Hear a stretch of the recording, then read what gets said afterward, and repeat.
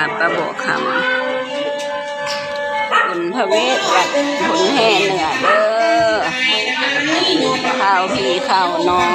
บัดสุผู้สุคนห่วมกินห่วมทานวัดบุญแห่เหนือกำลัง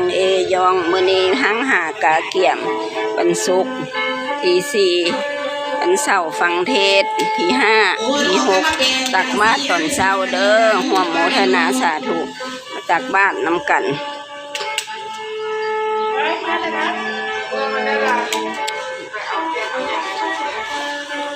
ได้มีใจศรัทธาเลื่อมใสพระศาสนาเชิญมาห่วมทำบุญฟังเทศพระเวทนำกันตักบาตรวันอาทิตย์เด้อเชิญมาตักบาตรนำกันบัดสุผู้สุคนโมทนาสาธุนี่ตั้งกล่อง3กล่องเอาลงวัดเชิญมาห่วมทำบุญเด้อจินทานน้ำกันกล่องไก่ยองแล้วล่ะ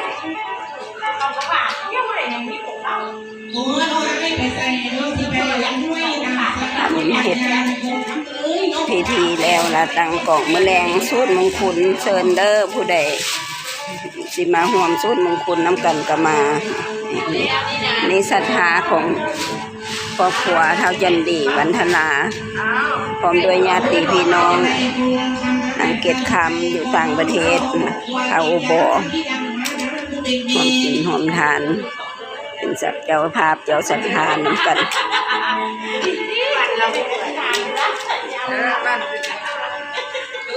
เอิญมากินมาทานน้ำกันเด้อบาดญาติน้ำ